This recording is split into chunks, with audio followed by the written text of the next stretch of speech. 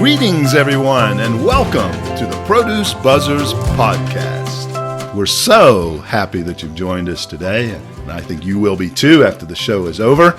You will have learned a lot about fresh fruits and vegetables, how to prepare them, what their nutritional value is, all about their history and origin.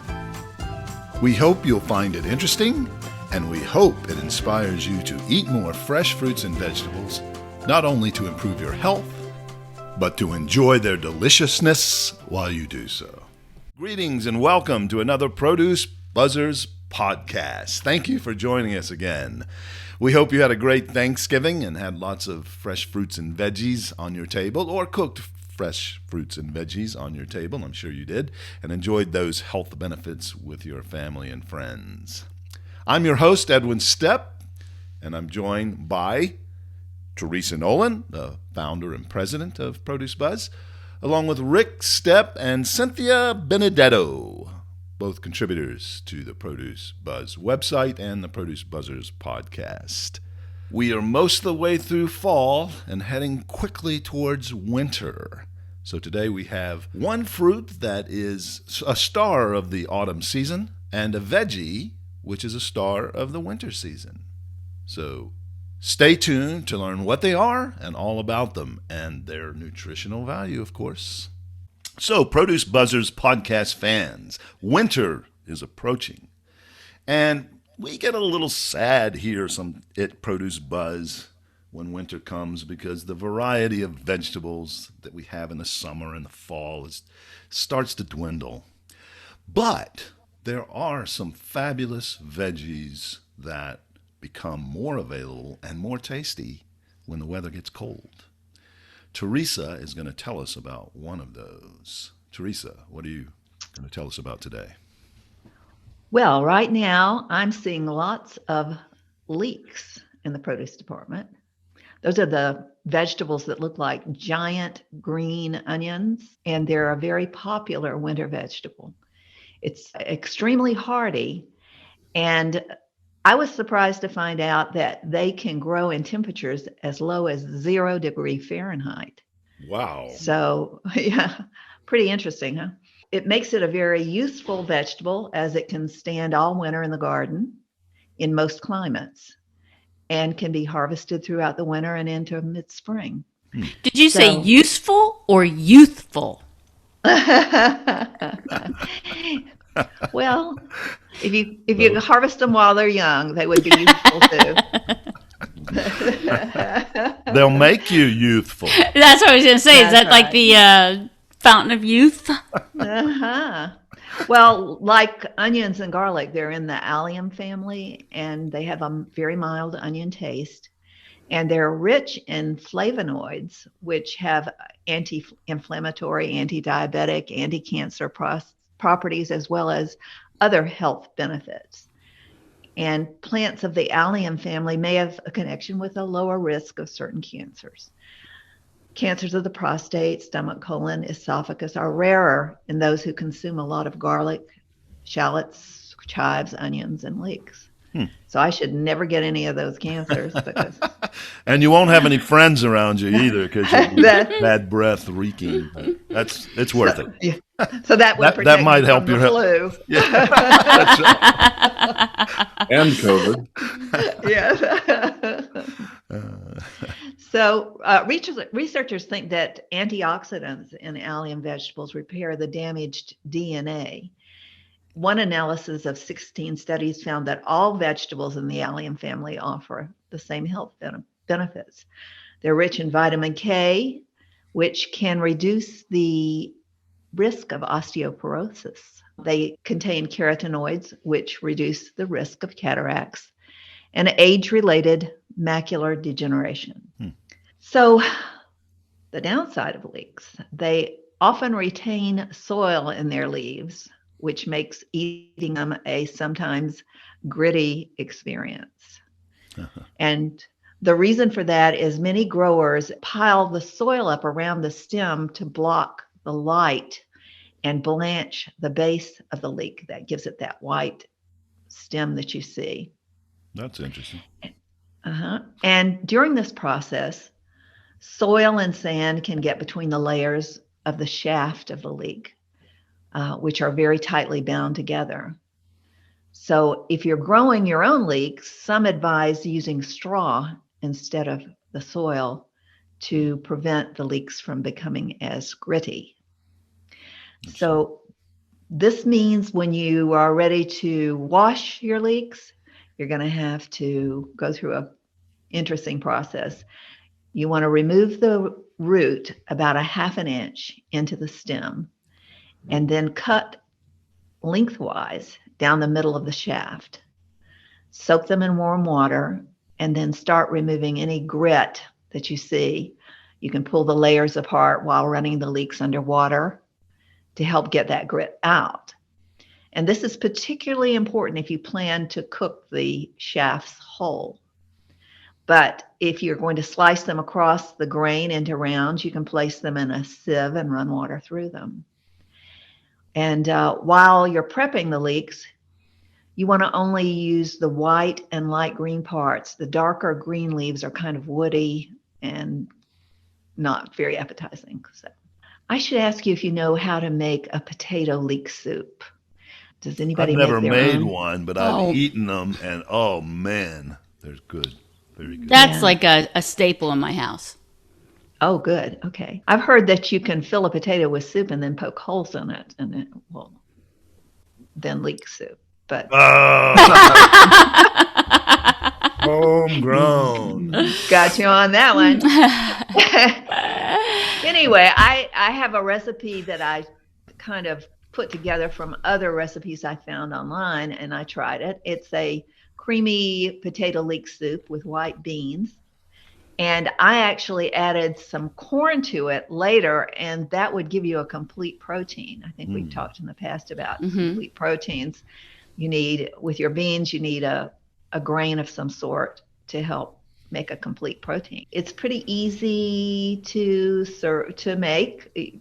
You know, you prepare your leeks and saute them with a small onion, some garlic, and then you take Yukon Gold or small potatoes, washed and cubed, and 5½ cups of low sodium vegetable broth, and 1½ cups of cannelli beans, some salt if you use salt, I don't, pepper, and then you cut some fresh leeks for garnish on it. And it's pretty easy. You just saute them, then you put the potatoes in the broth and add the leeks and onions to it. Then after you've cooked it, you can add the cannelli beans and use an immersion blender to blend the soup till it's fairly smooth.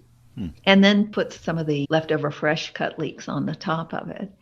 And as I said, you can add some corn to it if you like. And it's really very creamy, you can taste that mild onion flavor because they're much milder tasting than a regular onion, but really good.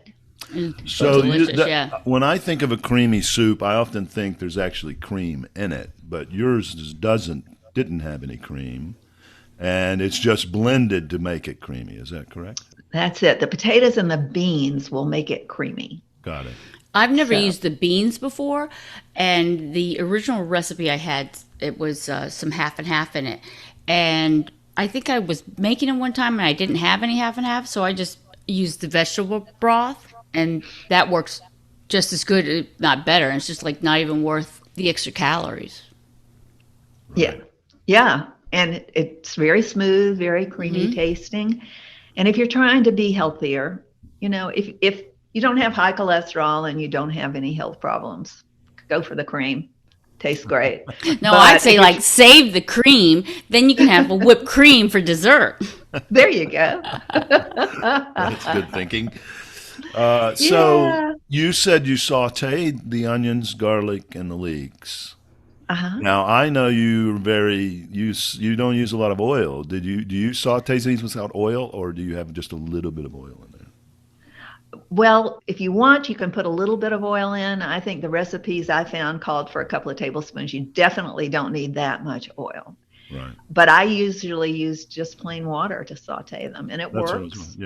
I was wondering about and that's another way to cut fat out of your diet if you've got health problems, or you just want to get thinner because fat is the number one thing you can cut from your diet, oil and things like that, because there's so many calories in it. You know, a little bit of oil sprayed in the bottom of the pan would, you know, just like a half a squirt of something like that might work just fine. Right. Well, it's good that there's options here. Like you said, you don't use the salt. Maybe others would put a little salt in, but I think it's great. I think it's great that you give us these recipes that if people don't want the oil and the salt, and of course sugar is another thing we try to stay away be from. Nice. Okay, sweetie.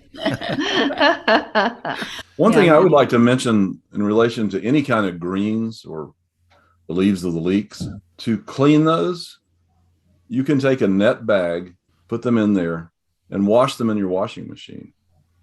And it will, I mean, that's how they commercially wash things. They have a centrifuge. Yeah. And so just run it through like a rinse cycle, and it'll get that grit out of there. And then you would want to wash them again in the sink, you know, for bacterial things. That sounds like a lot of damn work. Why don't you just like fill the sink up with water, put it in there, let it float to the top, and let it sit for a little bit. The sand will drop to the bottom. Sometimes it's hard to get that grit off of there. Then buy flat leaf spinach and stop eating the curly stuff. Yeah. Well, you know, it actually is, if you're going to prepare a large quantity, it's actually a really good way. Small quantity, nah, it's probably not worth the time. But I remember in Charlotte, I used to promote that because people would come in to our farmers market and say, these greens have got too much sand in them. And I'd tell them how to do that. You know, just put them in a net bag and put them in the washing machine. And this one lady said back to me one day, said, I ain't putting my greens where my dirty underwear's been. I was thinking more about my husband's socks. But I agree with her. I don't. We don't need to cross-contaminate with household equipment. Well, I wouldn't necessarily recommend the washing machine if you're going to eat them raw. But if you're going to cook them anyway, you wouldn't have to worry about the bacterial issue. Yeah. But you said wash them again once you get them out. So that No, but wait a minute. You said so if you cook it, like E. coli doesn't get isn't heat sensitive, right? So you would still. Oh yeah, E. coli can be killed by cooking. Yeah, it can. That's why you cook meat. Then why do people get sick? Because they don't cook it good enough. Anyway, that's the way they do it commercially. If you buy, say, bags. Yeah, but they're not putting their underwear or socks in the commercial washers. Well, hey, can you do a load of towels after that? I don't have any clean ones. If you're a germaphobe, you actually could put a little bit of chlorine bleach in with your washing machine to take care of that, and then rinse it again when you pull it out to get the chlorine out. Yeah, would the spinach turn white? That's okay. I think I'll just wash it in the sink. Thank you. You have to learn which color of veggies you can wash with the other exactly. colors. Are those lights or darks? Make sure you add beets to the wash water.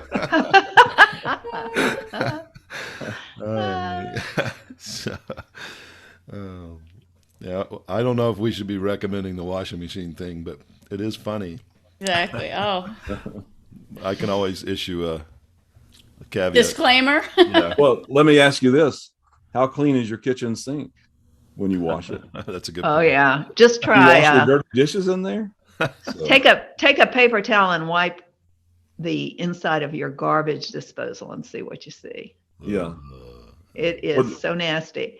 No, you got to get that. You got to get that disposal that you put down in there, and it bubbles up and it cleans it.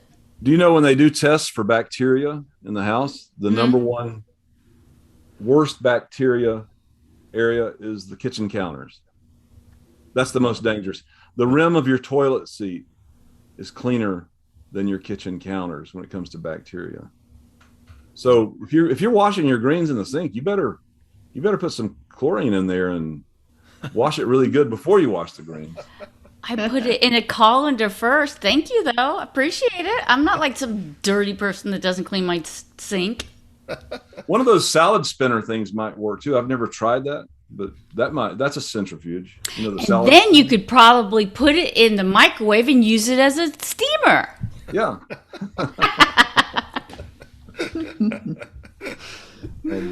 The green leaves on the leek, are they mild enough that you could just chop them up and put them in your salad, or do you have to cook them? They're kind of tough to chew. Mm-hmm. But if you were making a nice vegetable broth, Mm-hmm. you could throw that in as you can. Onion skins, you know how they tell you you can put onion skins and all kinds of things that you wouldn't normally eat will make a great vegetable broth. That's what I keep a plastic bag in my freezer, and I find the best combination for me is the mirepoix of celery, onion, and carrots. In the past, I've added garlic and I've added other vegetables. So I keep a plastic bag in the freezer. And when I'm preparing a meal, anything that's discarded, the tops or the bottoms, or I have too much, then I will wait until the bag is full, and then I will make myself a stock pot of vegetable broth. Interesting. Very good. And then you freeze that and use it for later? I do. I freeze it in about those canning jars, about 8 ounces or so. Maybe they come in different sizes. Last time I had a really big batch. I probably have about 8 jars full. Okay. And then I don't put salt in it. Right. No pepper. I just fill it with water and bring it to a boil and let it simmer for about an hour. Mm-hmm. That's good to freeze it like that, because you can, spur of the moment, you can just grab one out of the freezer and throw it in with your soup, whatever you're making. Right. You have to be careful with the things that are bitter. So the cruciferous, they suggest you don't use that because it gives such a bitter taste that you just cannot cover it up with sugar, salt, anything. Green peppers I've done, or like bell peppers, I just still find the carrots, onions, and celery is the best for me. Yeah. Yep. The mirepoix. Very good. Theresa, what is the difference nutritionally between a leek and an onion? Do you know that? A leek is richer in vitamin K, iron, manganese, folate, copper, and vitamin B6, vitamin E, and vitamin C, while an onion is higher in vitamin A. Leek covers your daily need of vitamin K, 39% more than an onion. And leeks contain 46 times more vitamin E than an onion. Leeks contain 9.92 milligrams of vitamin E, while an onion contains 0.02 milligrams. So there is a difference. But then there's also a difference in price too. Oh yeah, leeks are much more expensive. Yeah, so you wouldn't be able to it wouldn't be the same as having a bag of onions. Right. Yeah. Right. Right. Isn't it like comparing apples to oranges, though? That was my point before. Right, exactly. You can't. Right. You use them differently, so why would you? I guess if they're in the same family, maybe you would want to know, but. Yeah, but it's like I prefer to have a white onion in my tuna or my chicken salad, and I want a sweet onion for sautéing or cooking. Interesting. I use red onions for everything almost. Occasionally I'll use yellow onion. I don't like sweet onions. To me, what's the point of a sweet onion? I don't get it. I want the flavor I think it's of not an as. onion, and I think it's more not as strong, maybe. Well, of course, but when I want an onion, I want an onion, not a non-onion. Well, Edwin, it's nothing to cry about. Exactly. But I always do. Oh boy. I know people say they can eat those Valdelia onions, like an apple. I think I've tried that before, and it was not as rewarding as an apple, but I think I could get it down. Rick, you've done that, I know, because I remember farmers markets. You can also eat a piece of horse crap like an apple. I don't know if you ever noticed that. Is that manure or is that? Yeah. Well, there's a reason why they call them cowboys. You go first. So, Produce Buzzers podcast fans, it's time for your favorite segment, and you all know what that is. It's time for Homegrown. And Theresa Nolan, our pun aficionado, is going to bring us another veggie or fruit or veggie pun. Theresa. This is a veggie pun. Okay. So, why was the vegetable store thief embarrassed? Why was the vegetable store thief embarrassed? Vegetable store thief. Okay. I'm Embarrassed. The vegetable store. Okay, so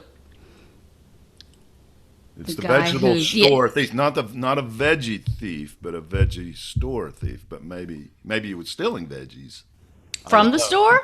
I don't know. We might give it away if we ask Theresa to answer. Anyway, Rick, you've got to have it. I'm sure Rick's. We just got it this morning, and I didn't have time enough to think about it. It's kind of a tough one.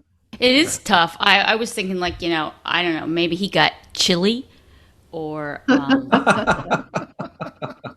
or he got a black eye pea. Why was the veggie store thief embarrassed? Because he leaked. Well done. Pretty close. I know it. Go ahead, Edwin. Because he took a leak. No.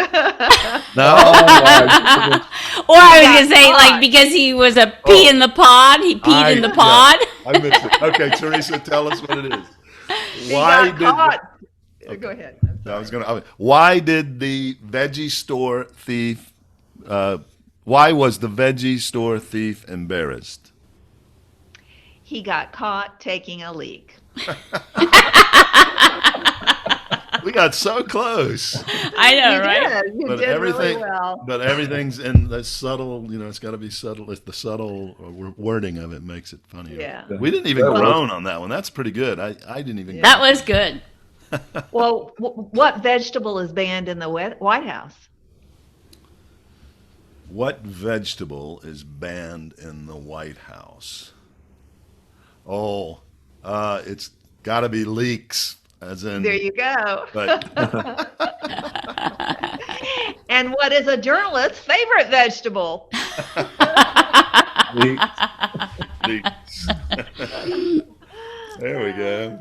All got to it. do with leeks. That was good. Right. Well done. Sometimes the politicians like leaks. They all do. Exactly. Yeah. Strategic leaks. Yeah. Yeah. Mm-hmm. Well, we could get a whole bunch of jokes out of that one. Right? Leek. Oh yeah. Yeah. What is a plumber's favorite vegetable? Leeks. A leek. Or his worst vegetable. Yeah. What's the worst vegetable to have on a boat?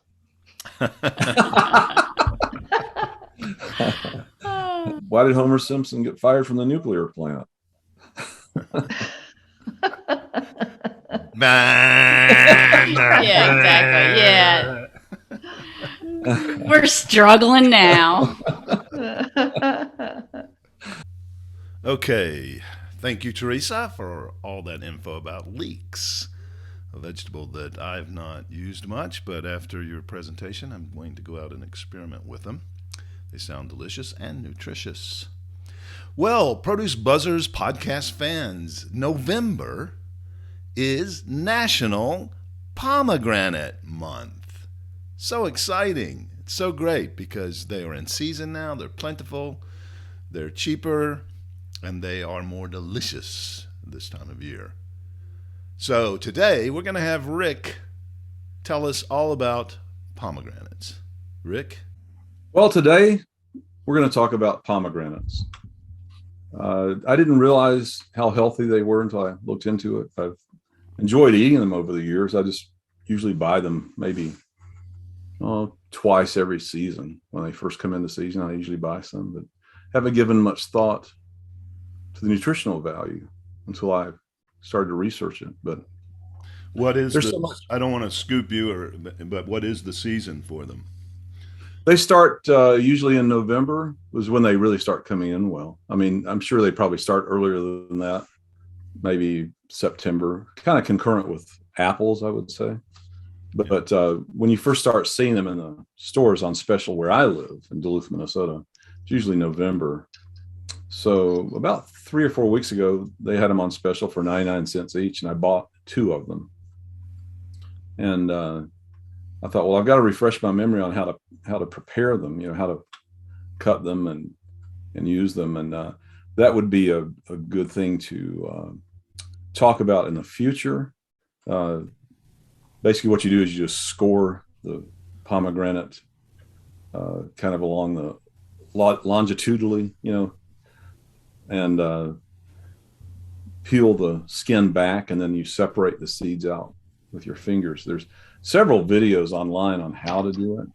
And I guess if you're preparing a lot of them, you would need to maybe watch a video to see how to do it the quickest. But anyway, I bought them, and I got all the seeds out. I had like 2 little Tupperware containers full of the seeds, which are called aerials. And then I thought, well, I don't want to eat these all in one sitting. I want to. Easy to do, though. You could eat the whole thing so easily. And so I thought, well, what will I do? So I thought, I eat a green salad every night with spinach and other vegetables. And I thought, well, I'm going to add a few to my salad and see how they are. I usually put a little bit of fruit of some kind in my green salad. Like if strawberries are really good, I'll slice a few of those up in the salad, or if not, blueberries. And then I thought, well, I'll try these. And so I still haven't used them all up. I've got probably almost half of them left still, and they're so flavorful. I just I put maybe 40 of the little seeds in a salad, and they have like little bursts of tart sweet. And I use a vinegar-based salad dressing, so it really complements that. But then I started looking at the health benefits, and I couldn't believe they're among the healthiest fruits on earth, according to the National Pomegranate Commission. So can they rival the aronia berry? Yeah, I think it's different, actually. I'd say it would probably more rival the cranberry than the aronia berry or blueberries.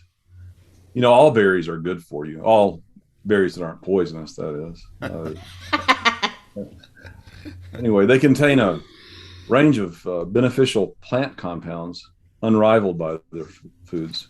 Studies have shown that they may have several benefits for your body, possibly lowering your risk of various diseases. There's about 10 evidence-based health benefits of pomegranates that I'm going to go over today. I would like to mention this too. The studies that I'm going to talk about in this podcast were really done with pomegranate juice, but I would encourage our listening audience to look into it on their own and, make a judgment based on that.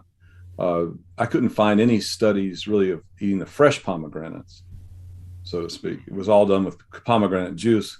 You can buy pomegranate juice in the store that's pure pomegranate juice, no sugar added, and it is delicious.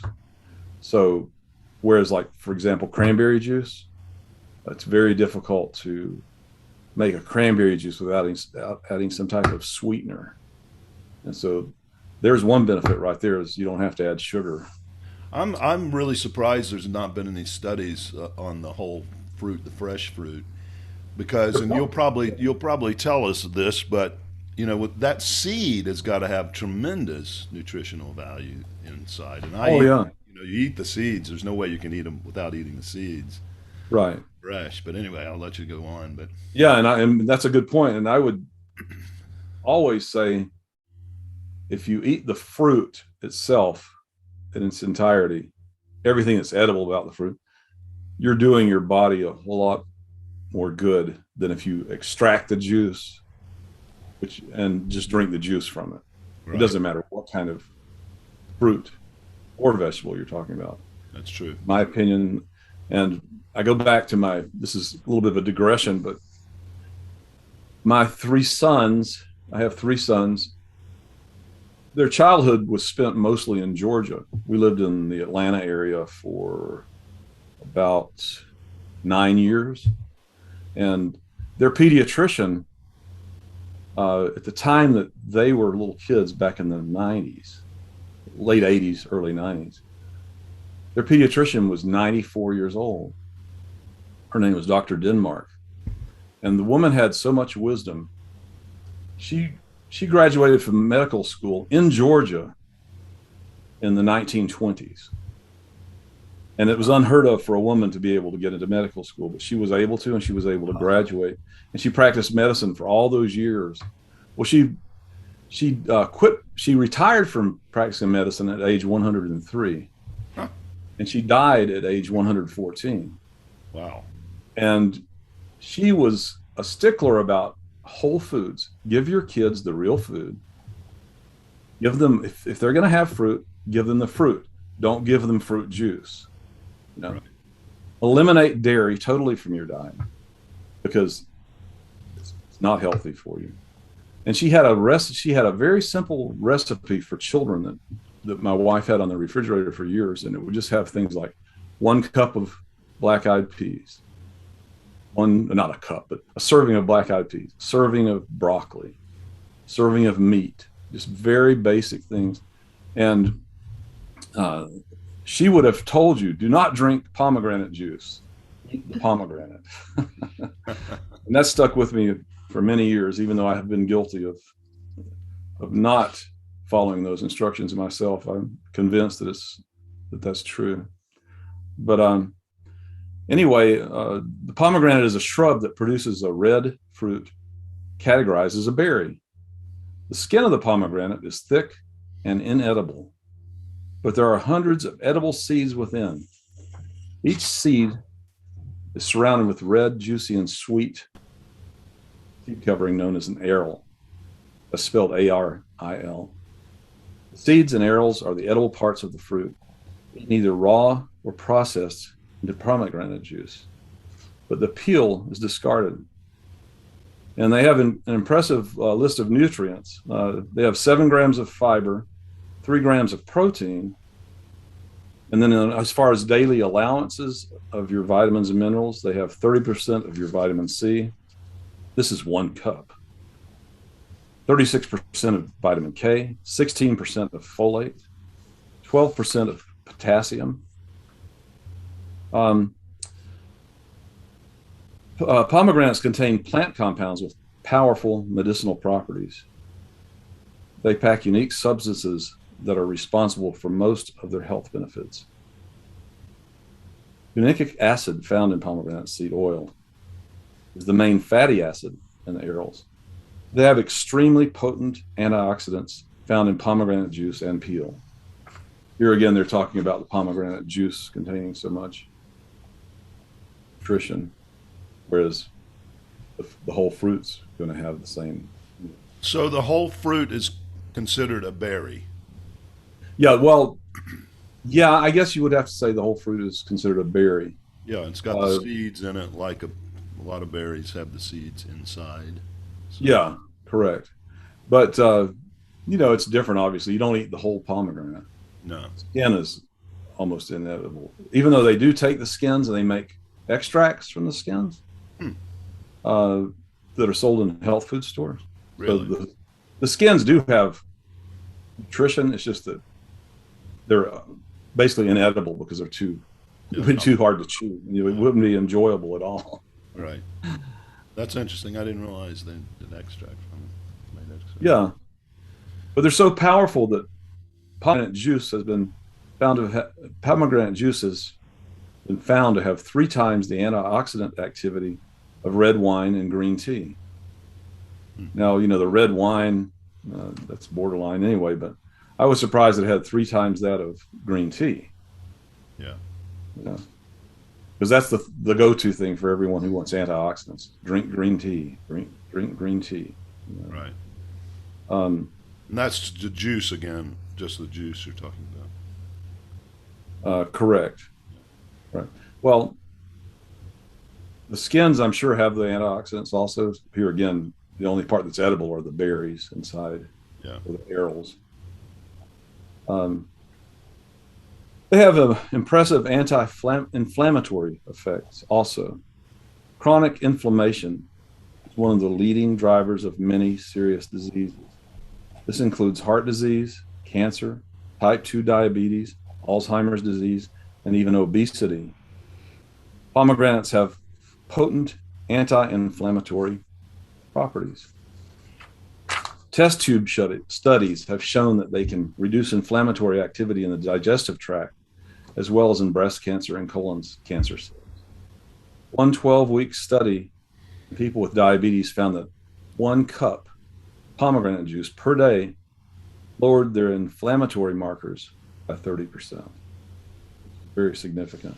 Of course, as with any inflammation, you have to do more than just add pomegranate juice to your diet. You have to be eliminating some other things as well, which diabetics have to do. But if you were eating as much ice cream as you want every day, and then thought, oh, well, now I have a glass of pomegranate juice, wash it down.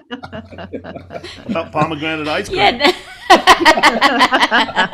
There you Actually, go. I've never seen that before, but I bet it's out there. Anybody ever seen pomegranate flavored ice cream? No, but it's a No. great idea. Yeah, I bet. I think I have put pomegranate areolas on ice cream before. Sure. That would be excellent. Yeah. I've even put cranberry sauce on ice cream.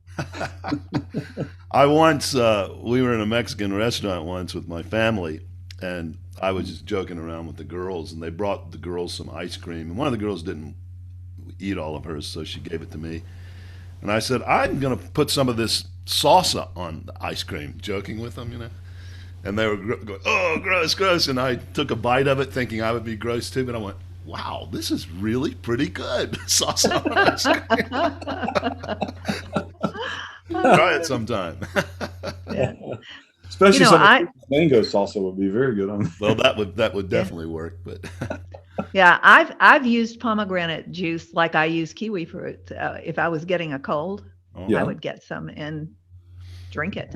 yeah. Sure. And whether it just was an accident or not, it seemed to knock it out. I don't know. Yeah. Yeah. I'm sure And- it does. And I have seen that it's supposed to help reduce your blood pressure. So I Yes. don't know whether you found anything on that, Rick. Yeah, that's all in this little program I have here today about. Yeah. It's so many times we go over all the nutritional benefits of all these fruits and vegetables, and we sound like snake oil salesmen. Like it'll cure this, it'll cure that. Right. But It's true. cumulatively, it's true that food is our best medicine. Yeah. It really is proven that that's the case. So, but you have to take it all with a grain of salt. You can't just say, okay, I'm going to go on the pomegranate diet. No, don't put salt on it. That's bad for you. Hey. Oh, man. But these test tube studies have shown that they can reduce inflammatory activity in the digestive tract, as well as in breast cancer and colon cancer cells. One 12-week study, people with diabetes found that 1 cup of pomegranate juice per day lowered inflammatory markers by 30%. Pomegranates may help fight prostate cancer. Laboratory studies suggest that pomegranate extract may slow cancer cells reproduction and even can kill cancer cells. The prostate-specific antigen, PSA, is a blood marker for prostate cancer. Men whose PSA levels double in a short period of time are at an increased risk of death from prostate cancer. Interestingly, a human study found that drinking 8 ounces of pomegranate juice per day increased the PSA doubling time from 15 months to 54 months, a monumental increase. And this is something that I'm currently facing right now, is increase in my PSA levels over the past couple of years. And I've had 2 different biopsies. because my PSA levels rose. And both times they found no prostate cancer. But it's interesting to me because, I'm experiencing that firsthand. And my doctor said, just because we didn't find prostate cancer does not mean that you don't have prostate cancer. Oh, that's comforting. Right. Pomegranates may also be useful against breast cancer. Pomegranate extract may inhibit the reproduction of breast cancer cells, even killing some of them. However, the evidence is currently limited to laboratory studies. More research is needed before any claims can be made. And I would say that's probably true with the issue of prostate cancer as well. Well, they're always careful to say may, because right. A lot of these things are still out for the jury. But. Yeah. And back to the blood pressure issue, I think Theresa mentioned that pomegranates may lower blood pressure. In one study, people with hypertension had a significant reduction in blood pressure after consuming 5 ounces of pomegranate juice daily for 2 weeks. Well, one of the things I saw about pomegranate juice said that it would lower the systolic blood pressure. That's the top number. By about 5. The measurement is mmHg. And so but the systolic pressure, the lower number, doesn't seem to be affected. But there again, who knows who made that study? I should probably do my own study on that and see if I can lower my blood pressure. Do you have high blood pressure? Slightly. It should be. I have generally very low blood pressure, and I went to the doctor the other day, and it was like 169 over, like, and they're like, "Whoa, what's going on?" And I was like, "Oh, my daughter turned me on to this iced coffee, and we refer to it as puffy squirrel tail coffee because it's just like, and I don't drink coffee, so I had it on the way over. Do you think that had something to do with it?" And they're like, yeah, maybe. Whenever I go to the doctor to get my blood pressure and get my blood pressure checked, they always say if I would have to come fasting for blood tests, they'll say, you can have black coffee in the morning. That's fine. So I tank up on that, like 10 cups of black coffee before I get over there. And, oh, that's right. It could raise my blood pressure, couldn't it? Pomegranate may help fight arthritis and joint pain. There are many different types of arthritis, but most involve some form of inflammation in the joints. Given that the plant compounds in pomegranate have an anti-inflammatory effect, it makes sense that they could help treat arthritis. Pomegranate juice may lower your risk of heart disease. A 4-week study in 51 people with high triglyceride levels showed that 800 milligrams of pomegranate seed oil per day significantly lowered triglycerides and improved the triglyceride HDL ratio. Another study looked at the effects of pomegranate juice in people with type 2 diabetes and high cholesterol. They noted significant reductions in bad LDL cholesterol, as well as other improvements. Pomegranate juice has also been shown in both animal and human studies to protect LDL cholesterol particles from oxidation, one of the key steps in the pathway towards heart disease. So in general, they reduce inflammation and are probably beneficial in preventing heart disease. Pomegranate can help fight bacterial and fungal infections. The plant compounds in pomegranate can help fight harmful microorganisms. They have been shown to combat some types of bacteria. The antibacterial and antifungal effects may also be protective against infections and inflammation in your mouth. This includes conditions like gingivitis. Pomegranate may help improve memory. There is some evidence that pomegranate can improve memory. One study in surgical patients found that 2 grams of pomegranate extract prevented deficits in memory after surgery. Another study in 28 older adults with memory complaints found that 8 ounces of pomegranate juice per day significantly improved markers of verbal and visual memory. Edwin. Yeah. What? Who are you? I hope he remembers to drink it every day. Yeah. Look into that if you think it's something you need. Do a jigsaw puzzle. I think I might forget to look into it, but Yeah. I have a jigsaw puzzle, but I keep forgetting to put it together.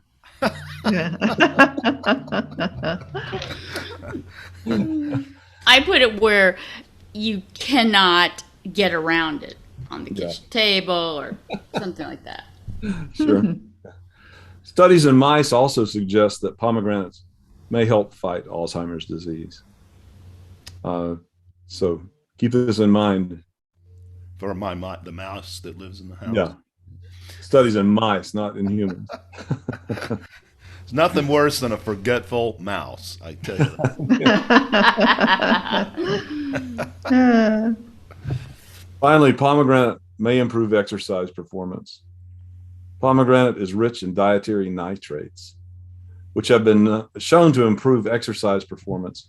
A study in 19 athletes running on a treadmill showed that 1 gram of pomegranate extract 30 minutes before exercise significantly enhanced blood flow, delaying the onset of fatigue and increasing exercise efficiency. So now, I don't know if you know when they say extract, are they talking about the extract from the skin? Yes. So yes. It's not the juice. It's not an extract from the juice. Correct. So, like we said before, just realize that pomegranate does contribute to your health as long as you're taking other measures. This week I went to Aldi and they had pomegranates for 99 cents each. So I bought 2 of them since I was going to be talking about them. I wanted to kind of refresh my memory. Yeah. And after I got through separating the little seeds out from everything else, I thought, well, I don't want to just eat all of this at one sitting. So I experimented with putting the pomegranate seeds in my salad every night. Oh, that's great. It is excellent. Yeah, I've had that before. You get these little bursts of tart sweet when you're eating a regular salad, you know? Yeah. Yeah, I've had them on salads too. We're grossing Cynthia out right now. I bet that's pomegranates is probably another one of those things you can't stand, right? Yeah, it grosses me out. But I do like them. I do like things on salads like that. You like pomegranate juice? It's all right. I love that Palm Wonderful juice. That's fantastic. It's kind of expensive, but man, it's really good. Good for you. There was a coupon in the paper this week for juice and pomegranate. Can you send it down? I used it. Okay. Yeah, it's expensive, but I usually buy the biggest bottle because that's usually per ounce price the best, and then I just take little sips every now and then, or mix it in with another drink of some kind. But anyway. Bourbon? I don't drink bourbon. Isn't that what Rick said about the Rick's the bourbon. Yeah, but you can use vodka. Vodka would even taste better. Oh yeah, that's one of that famous drink. Oh no, the Cosmopolitan is with cranberry, isn't it? I think vodka and cranberry juice. But I've had a martini with pomegranate juice. That's good. Mm-hmm. Or just take vodka and mix it with pomegranate juice. I'm sure it would be excellent. Well, that's basically what it is. Yeah. Yeah. Martini. Either way, you could have a little bit of vodka with your pomegranate juice, or you could have a little bit of pomegranate juice with your vodka. However you like it. Right. Okay. Enough about drinking. But thank you, Rick, for all that about pomegranates for National Pomegranate Month. I hope our listeners will go out and buy some of them and enjoy them in a variety of ways for their superior nutrition. Now, Produce Buzzers podcast fans, we have a bonus for you this week. Yes, an additional home grown. So once again, we turn to Theresa Nolan, our pun aficionado, for your bonus homegrown. Or is it a penalty? Homegrown, I don't know. But anyway, Theresa, what's our bonus homegrown today? Okay. So what did the Clementine say to her date, Darren, when she didn't want to go with him to the Pomegranate Club? That's a long She question. said, it's too seedy. Oh, that's good. She actually said, man, Darren, that Pomegranate Club is way too seedy for me.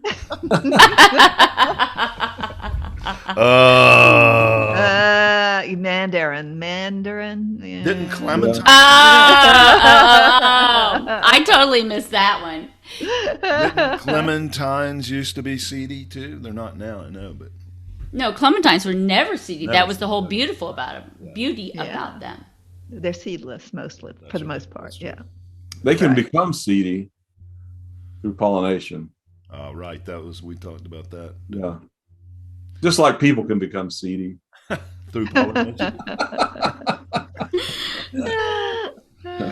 Those are my favorite kind. The Yeah. seedy. I've never heard that expression seedy until I was an adult. I thought that's kind of a weird saying, seedy. Yeah, I wonder where it comes When from. you start thinking about it, you realize what it means. Yeah. I think Yeah, I've that was never like thought something about- my mother would Yeah. say. I've never thought about why seedy would mean that. Why? Who came up with the idea that a seed, ED, would mean that? Well, it's kind of an organic thing. Like if you go in a place, I mean, something could start growing on you. You could become a seed bed. No, wouldn't that be like a fungus? Yeah. If you describe a person or a place as seedy, you disapprove of them because they look dirty and untidy. Or they have a bad reputation. Right. But that relates to fruits and vegetables. I'm going to look it up in my dictionary here to see the origin of it. Poorly kept, run down, shabby, shabbily dressed, unkempt, physically run down, under the weather, somewhat disreputable, degraded. Origin first recorded in 1565. That's kind of like A long time ago. the nincompoop kind of word. Yeah.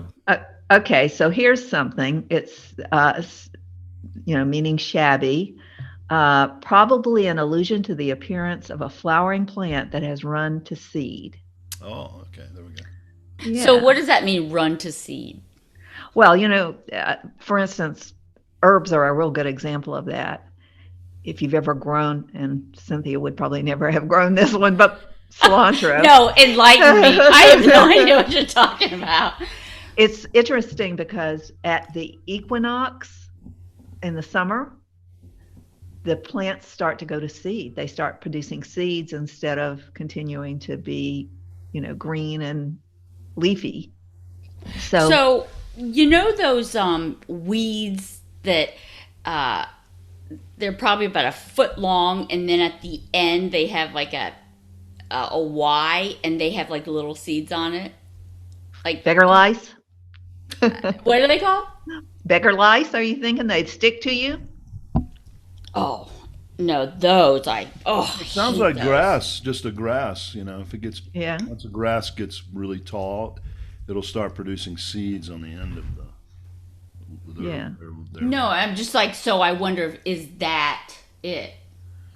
Well, think about dandelions. They flower and then they go to seed.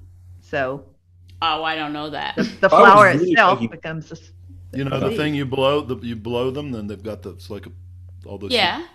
That's a dandelion. It's a. Boy, I know what a dandelion is, but I didn't know about The flower them. turns to seed. It's yellow first and has a little yellow flower, and then all of a sudden you've got the seed pod.